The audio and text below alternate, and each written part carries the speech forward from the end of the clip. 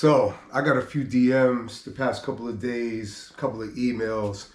People were asking me about what's my take on the Wayne Barrow lawsuit against Faith Evans and her controlling the Biggie LLC in whole without putting the trust 50% share involved.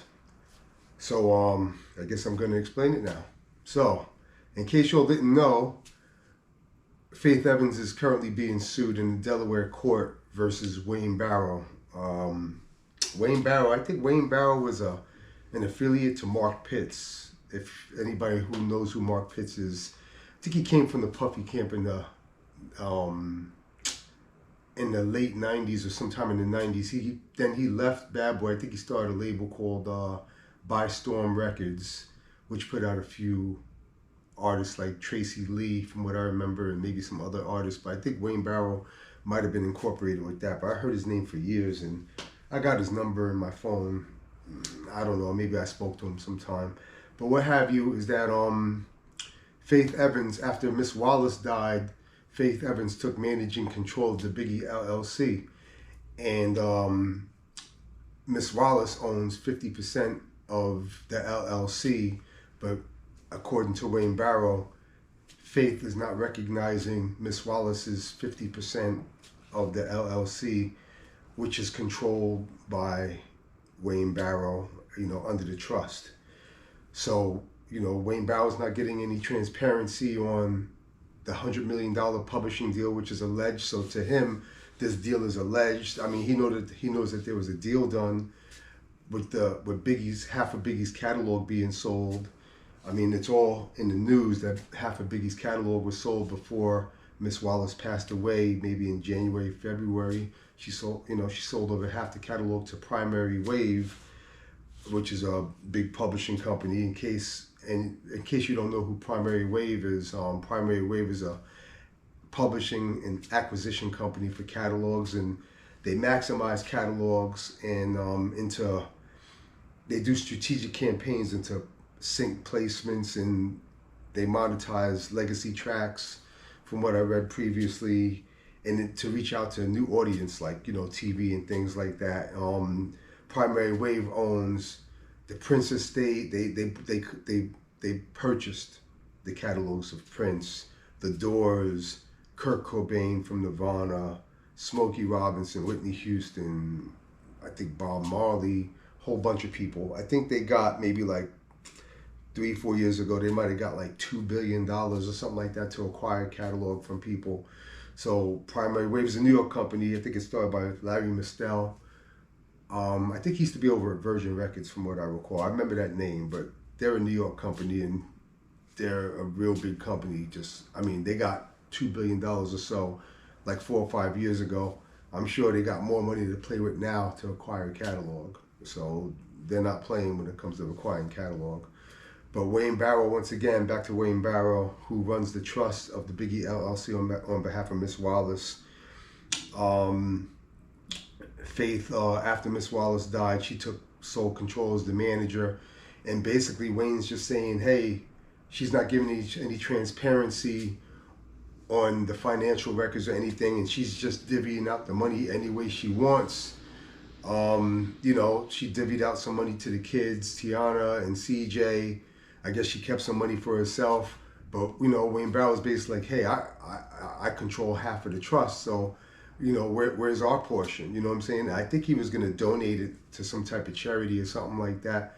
But, it's just not going his way right now. So as of right now, he's suing her in the Delaware court for 50% share of the Biggie LLC stake, which he's supposed to control. He's trying to relinquish her claim as the sole controller of the Biggie LLC, and he wants to be the replacement so he can, be the trustee and be in control of the trustee, be in control of the account.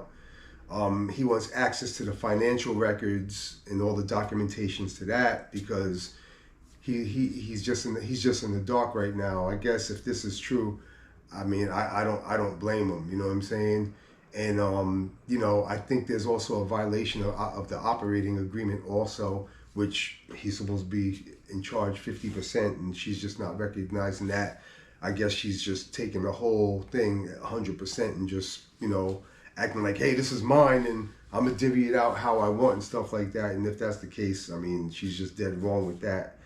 And you might wonder, like, hey, how did, you know, I think allegedly it's like $100 million the primary wave bought the catalog for. And you might wonder, like, and it was half the catalog, it was half the Biggie catalog. So I guess in actuality, it's worth 200 million if they just did a, you know, a 50% deal for 100 million.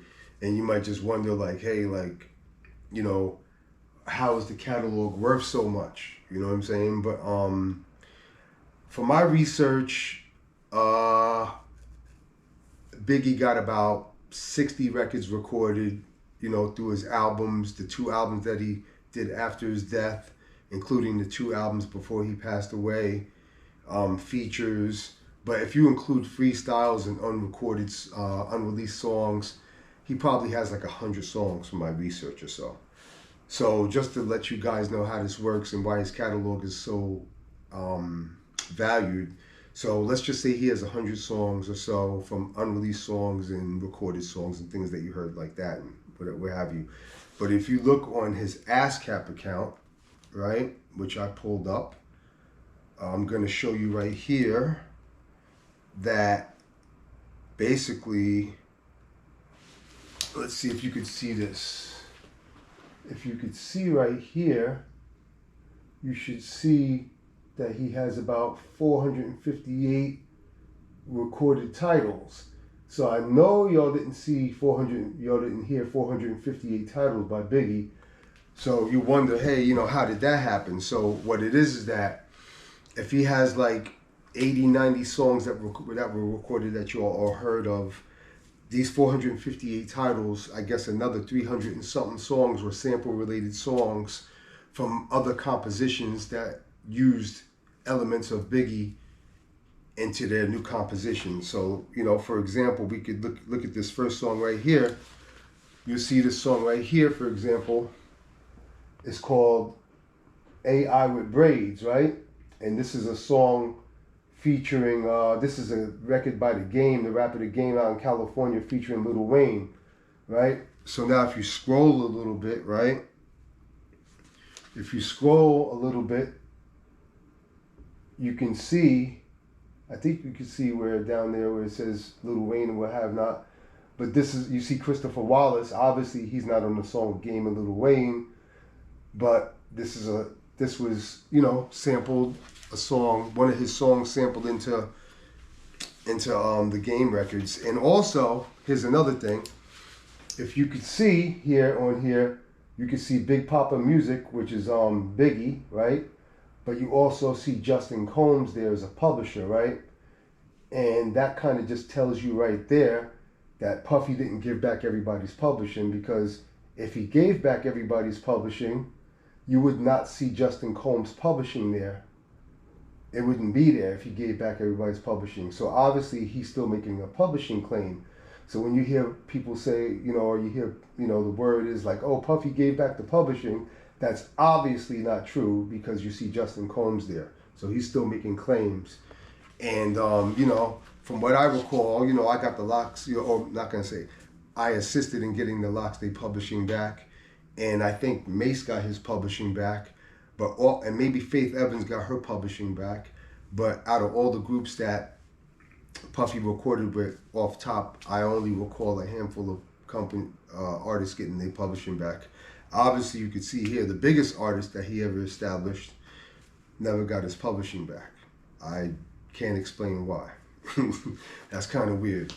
But so Wayne Barrow's going to be in court for a minute in the Delaware court against Faith Evans, and once again, you know, he is claiming 50% through the trust, and you know, he should prevail, because if she's just divvying out the money the way she wants, I don't think that's, you know, the proper thing to do. So we'll just see, and you know, stay tuned to see what happens with this court case. And I'll let you know the end result and my opinion on the end result when it it's probably going to be months or years or a year from now, because I'm sure she's going to dispute it somehow. But let's just see what happens, and I'll stay in touch. I'm out.